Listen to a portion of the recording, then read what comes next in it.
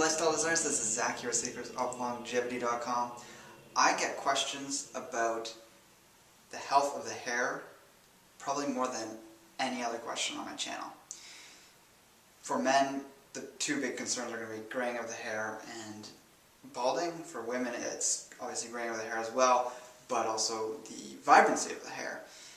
And the things I'm going to talk about in this video are good for all those things, but we're mostly going to be focusing on the returning of our hair's natural hair color if we happen to be starting to experiencing premature graying of some kind. I want to make it clear that there's a difference between graying of the hair and premature graying of the hair. When someone begins going gray around the age of 20, even younger in some cases, sometimes even before 30, we could consider that premature graying of the hair. There are going to be people who go gray no matter what they do, to a certain extent, and it's irreversible, and that's just going to be genetics. And I just want to clear that out there just so we're not falsely bolstering up people's hopes. It can always be great to try these things out that I'm going to talk about in this video. It can improve your health in general, because a lot of these things and practices aren't just localized to the hair. They have whole body benefits, and it's well worth doing them regardless of what happens with your hair, and it might even improve the quality of the hair, but you might not get your hair color back. You might get some of your hair color back, but not all of it.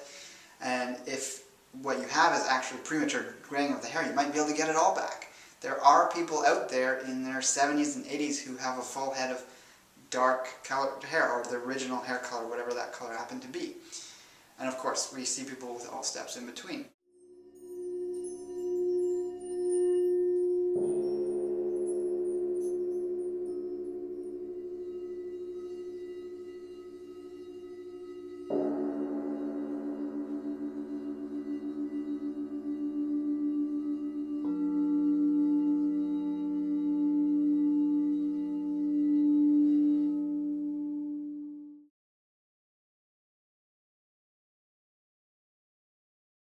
The major key I want to emphasize here before we get into these techniques and practices and things we can take is that you need to drop the emotional baggage you have surrounding this.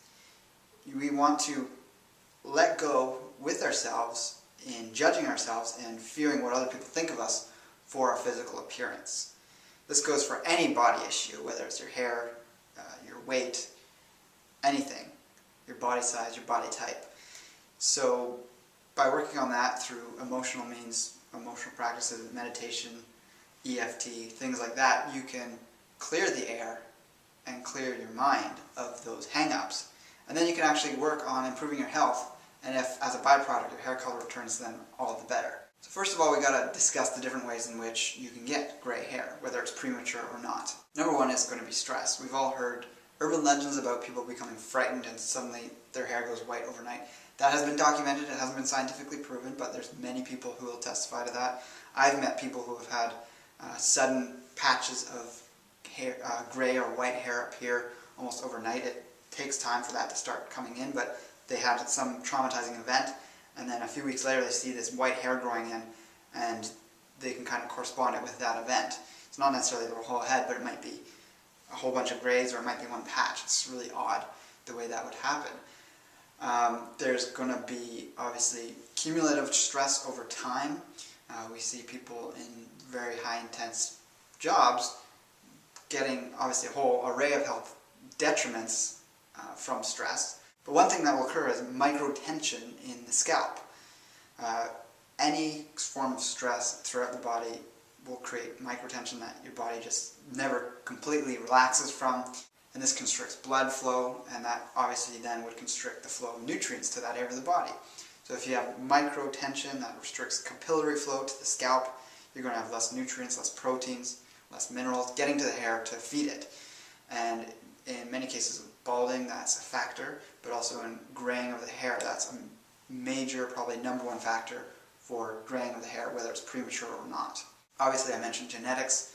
Some people just go gray, but you know, I'm also a big fan of acknowledging that our genes can be turned on and off. So if gray hair proliferates in your family, there's going to be ways in which you can prevent that through lifestyle means. And the more you want to focus on this, again, without that emotional attachment to getting rid of it, then you can focus on lifestyle things that I'm going to talk about. The third thing, which is going to be related to the first thing, is getting enough minerals to the scalp, to the hair follicle root. Obviously, if you're stressed and there's that microtension, the minerals aren't going to be getting there. But if you also don't have the minerals in your diet and you're not absorbing them, then that's going to be a broken link in the chain, of course, to getting your hair to be at its optimal health. So we're going to discuss what nutrients are good for that, what minerals. Obviously, you need a lot of protein to build good hair. A lot of people who go on a paleo type diet or a diet that's higher in protein after having been on a very deficient diet in terms of protein, they find their nails are harder, their hair's thicker, more lustrous, and that just goes without saying. If you get enough protein, get a little more than the very health conservative type folks are promoting, you're going to have better quality hair. I get compliments every time I get a haircut because hairdressers have never felt hair as thick and as healthy as mine in most cases. I even once had one hairdresser press me further with questions, and I got on topic of herbs that I take, and she was really enthusiastic about H202 and took it up, but I was a hairdresser somewhere else and I never got to follow up with her what results she got from it, because she had premature graying of the hair and that was something she wanted to tackle with some sort of herbal approach. Number 4 is going to be inflammation. Just like microtension and stress, inflammation caused by a whole host of possibilities can again cause blockages of the capillary flow, can cause inflammation in the gut, which prevents the proper absorption of the minerals and nutrients needed for healthy hair. And any inflammation in the body anywhere isn't going to be good for long-term health. But yes, of course, you need the inflammatory response to some degree for injuries and things like that and rebuilding tissue. But we don't need chronic inflammation. And last but not least is number 5, which is probably maybe the rare type of thing that might cause gray hair, but is toxicity. So if you have a big burden in your body of different heavy metals, other types of toxicities, this is going to indirectly influence your hair's health. I have a friend who was involved in a toxic spill and he got it on his skin, and within a few weeks his hair had gone completely white. That was whatever chemical got into his body and got to the hair root and just caused havoc. He still has a full head of hair and he didn't suffer too many health problems from that, but that was just an effect from that chemical spill.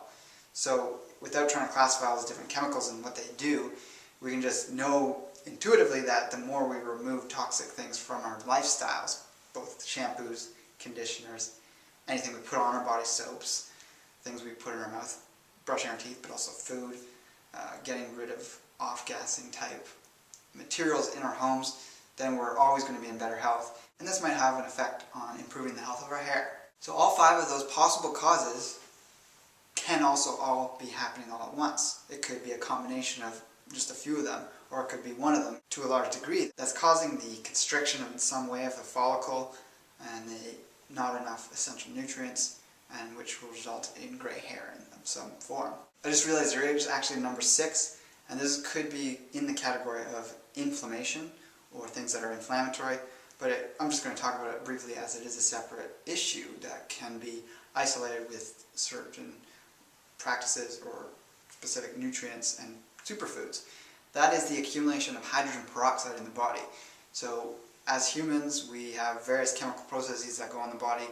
A natural byproduct of some of those processes is hydrogen peroxide, which accumulates in our bloodstream in fairly small amounts, but if it gets to be too much, that's obviously going to cause problems. It's actually considered a pro-oxidant, and we have a number of antioxidants our body makes to help work against these. One of them is catalase. It breaks hydrogen peroxide down to water and oxygen and makes it obviously harmless.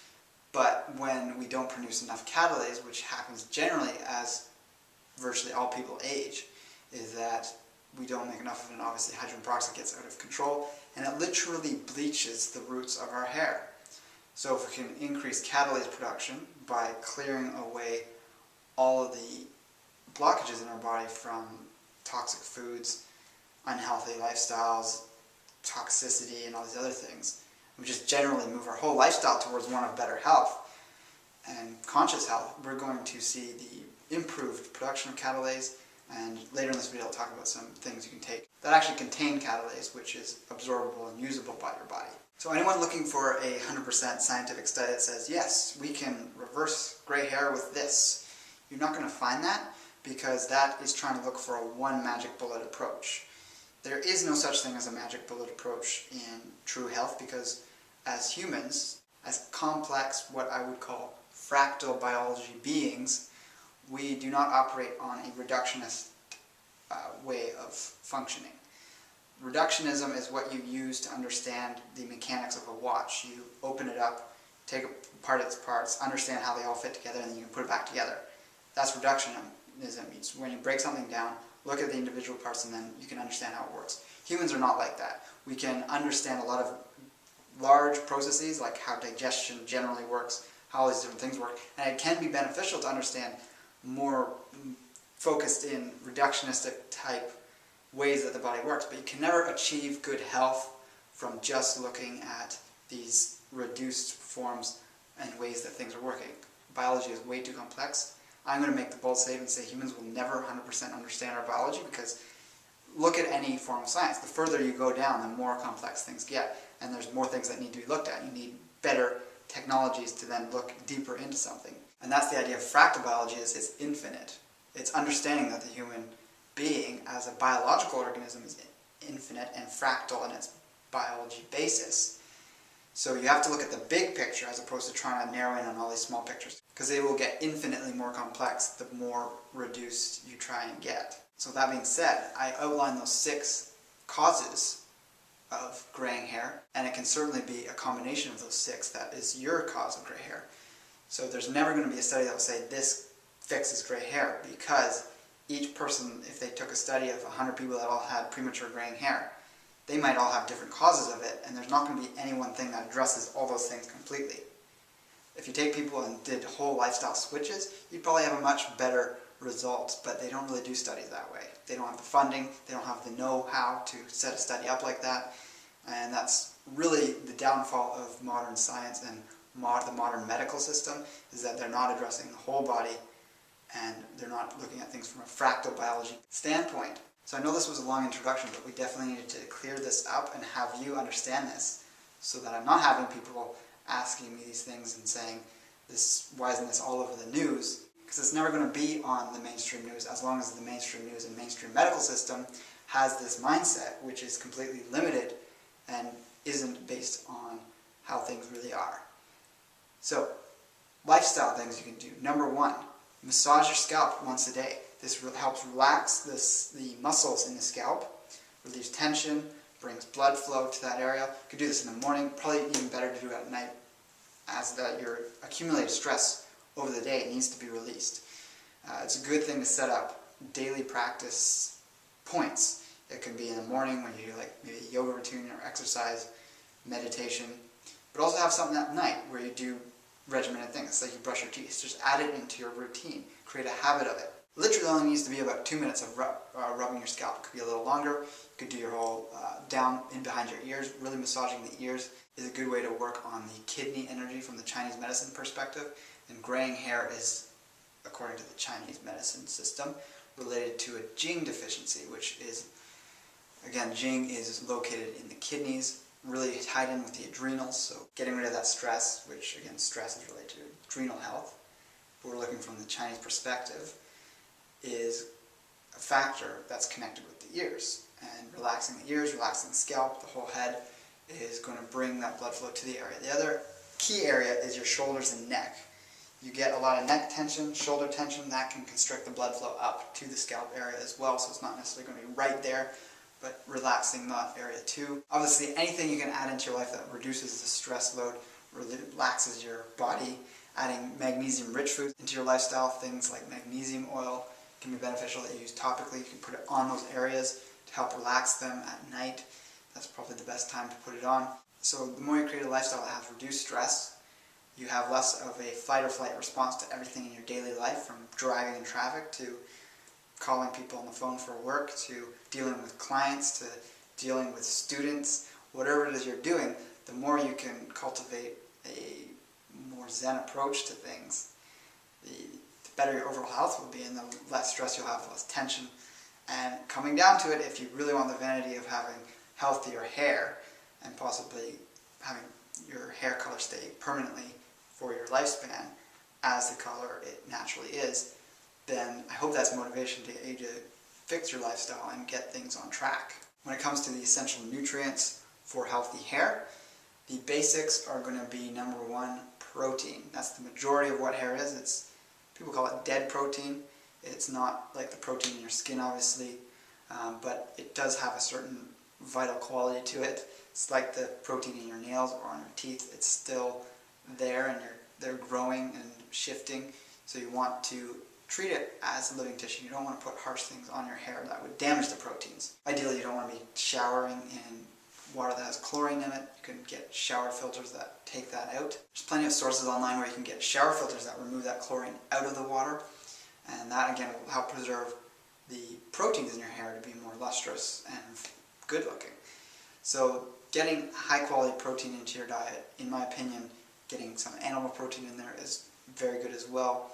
If you're going to be just doing a vegan-based diet, then looking at things like sun warrior, hemp seeds, and other complete proteins that are rich in protein, aren't just like in that 10% range. If all your foods are just 10% or less protein, even if you're eating tons of them, you're probably not going to have the greatest hair in the long run. But those who actually find they eat a higher protein diet have much healthier hair. So getting in probably the number one best, most easily assimilable protein is undenatured whey protein. This is whey that hasn't been heated over 160 degrees Fahrenheit, so it technically is raw, not raw from the raw food sense of it being under 120, but it's been pasteurized, but it's not over 160, so it has a lot of the proteins intact, it has a lot of the essential anti-inflammatory compounds still intact, the anti-inflammatory sugars are still intact, and that's exactly what we want for the proteins for the hair, but also the anti-inflammatory effects. It's extremely anti-inflammatory, and it can be used to boost the immune system and have all these great effects on overall health. In general, animal foods are also much more absorbable in terms of their protein content. That's why I'm a big fan of them. Egg whites especially, we should be eating the whole egg, but I'm specifically talking about the egg, the white of the egg where the protein is contained has very easily absorbable protein, and it also has an abundance of sulfur-bearing amino acids which help build the hair and nails. We need a lot of sulfur for good hair. We can get that from the eggs. We get that from a whole variety of foods, from onions and brassicas and other things like that as well. But getting that protein in and absorbed and into the hair and nails is going to be the way to enrich and strengthen those areas. When we talk about minerals for the hair, I mentioned the sulfur compounds. We can get those from a wide variety of foods. Cacao is a good one for the sulfur compounds and hair in general. But also things like MSM, aloe vera, basically any of these compounds that have a wild nature to them where they get these compounds that you don't get so much from farmed foods, which aren't as abundant in more hybridized farmed or even when organically grown type foods. Of course, you still get sulfur compounds from most foods, but we're talking about in very high amounts. A big source of silicon, which is going to be the next mineral I'll talk about, which again is also in hair and nails, it's also in the skin, is going to be any food that has a shiny skin to it. Cucumbers, peppers, those all have silicon in the skin, which makes it that sort of glossy, gives it that glossy look. Tomatoes, eggplant, a lot of greens have them, especially the glossy greens, but also probably the best thing that you can take as a tea is nettle leaf. And you can find links for a lot of things I'm talking about in the drop-down menu below.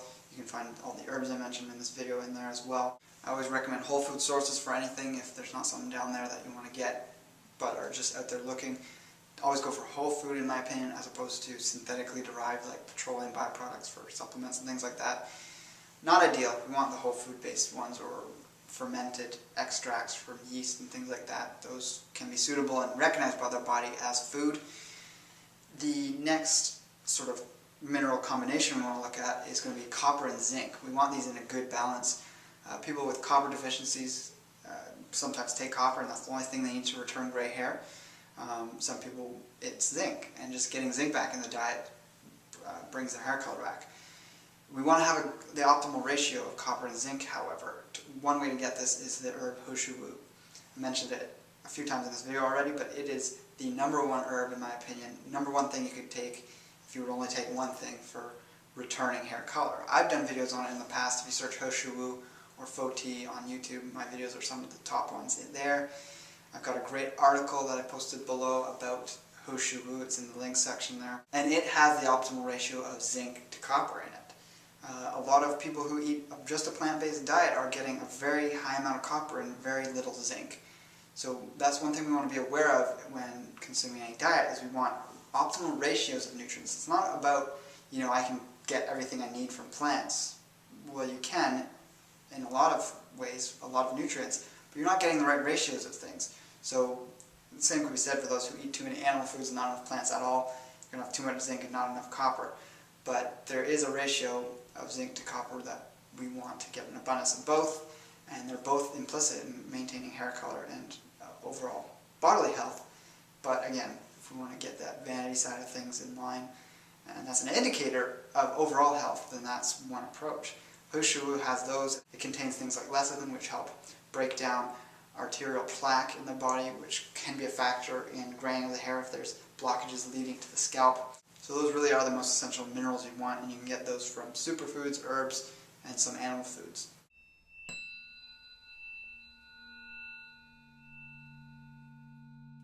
So my top 5 herbs or superfoods for reversing hair loss. You can take all of these, you could take 1 or 2 of these. Number 1, I mentioned it, is H202.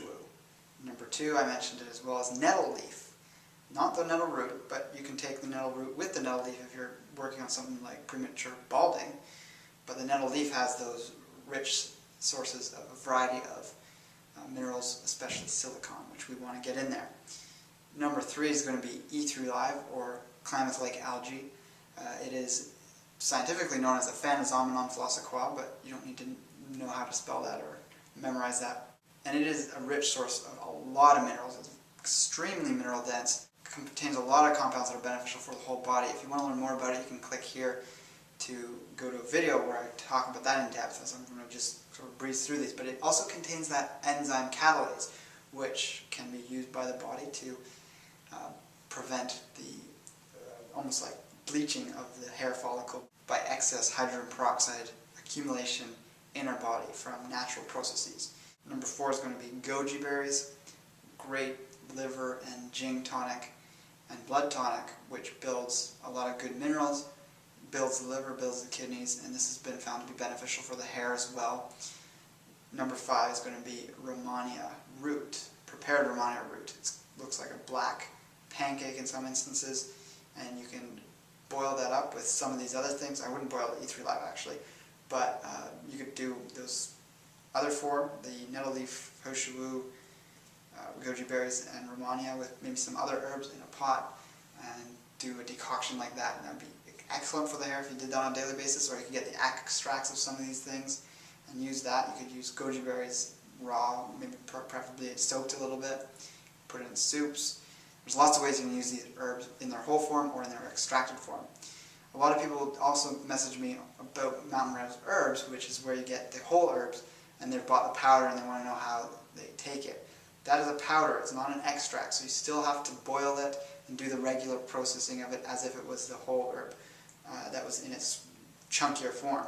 When I say whole herb, I mean unprepared herb, in the sense of it hasn't been simmered in water, and then they've taken the water, that tea, and then dried it down to a powder. That's an extract. That's what you find at Hyperion Herbs. And they put that dried powder in capsules, and all these other companies that sell capsules and things, that's just the boiled herb, or it's an alcohol tincture that they've dried down to a powder, or it's a mixture of the two.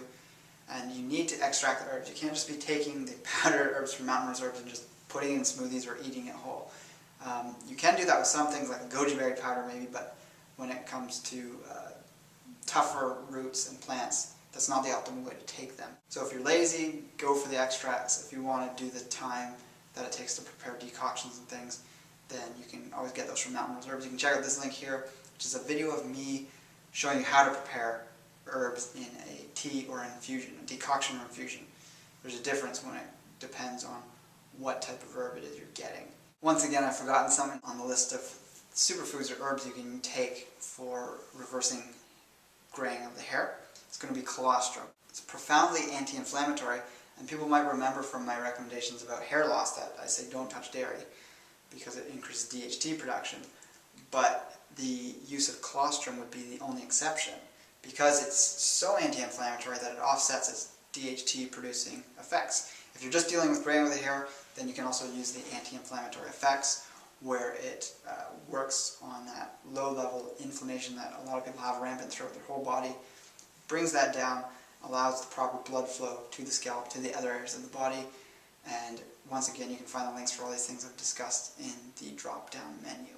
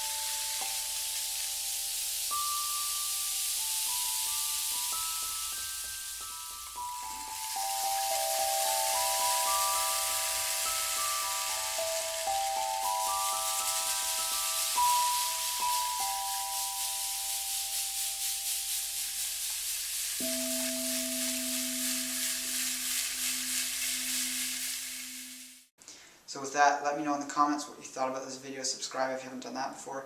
Share and like this video as well. Liking really helps me out and gets more incoming traffic to my videos. And with that, take care and embrace life without limits.